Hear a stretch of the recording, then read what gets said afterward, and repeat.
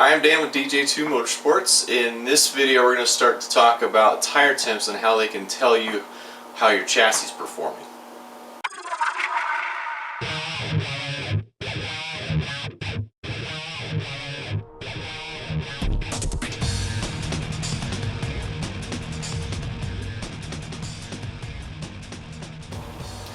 Now, the tire temperatures on your vehicle are one of the best indicators to give you an idea of how your chassis is performing, because what it's showing you is where the maximum amount of friction is, because what we're trying to do is maximize that contact patch of the tire to the track surface. So if you're getting uneven tire temperatures, then that'll give you a pretty good indication of how your tires are contacting the track surface, give you an idea of how the chassis is performing, and also give you an idea of how if your tires are under or overinflated.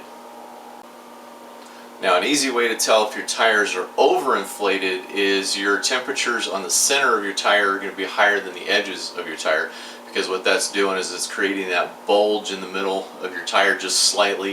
You may not be able to see it with the naked eye, but your tire contact patch will definitely show that after you've been out running on the track. Now, opposite of that, if they're underinflated, the edges of the tire, the temperatures there are going to be much warmer or significantly warmer than the center of the tire on that contact patch, because the edges now are contacting the track surface more than the center of the tire.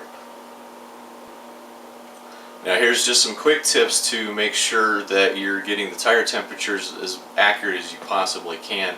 One, you want to make sure that you are getting enough heat buildup in those tires to give you a good indication. Just getting out on the track for a lap or two probably won't do it. You probably need to, if you're on a longer road course, you probably want to do 3-4 laps. If you're on a shorter circle track, you'll probably want to get 8 to 10 laps in there to make sure that you get decent heat buildup in those tires.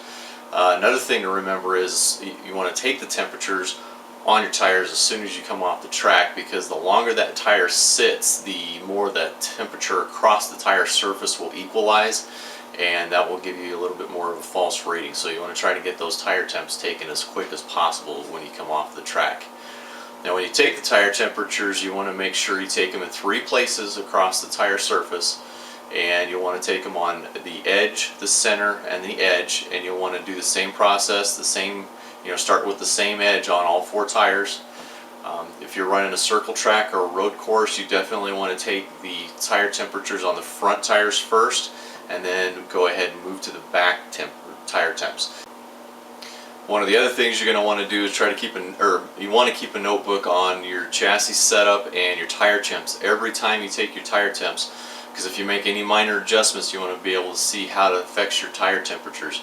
Also, you want to make sure you get the track surface temperature if possible, the air temperature, if it was sunny, cloudy. Get as much information as you can in that notebook to be able to backtrack, keep that accurate notebook to be able to recreate those settings that made you the fastest possible under those track conditions. So remember, what we're trying to do is make sure that contact patch is as equal as possible across that tire. But also a note is, don't try to keep adjusting your chassis to make sure that those tire temperatures are exactly the same all the way across the tires, because you'll end up driving yourself nuts. If it's within 10 degrees from inside to outside, if you're doing pretty good, you're getting close. So just remember that. Now let's just review what we went over. You want to make sure you get enough heat built up in your tires so you get good accurate temperatures on your chassis setup and get good readings on them. You want to make sure that you take your tire temps as soon as possible after coming off the track, because the longer that those sit, the more the tire temperatures will equalize across the surface of the tire. You also want to make sure you keep a notebook every time you take temperatures and the conditions of the weather as you were taking those temperatures. That will really help you to be able to review and evaluate how things are going. And also, if your tires are overinflated, the temperature in the center of the tire is going to be the highest, and if your temperature on the edges of the tire, that is showing you that your tires are possibly underinflated. Okay, that's going to do it for this video. Make sure you join us in the next one, because we're going to talk about how tire temperatures can give you an idea of how your toe is set and how to make changes according to your tire temperatures.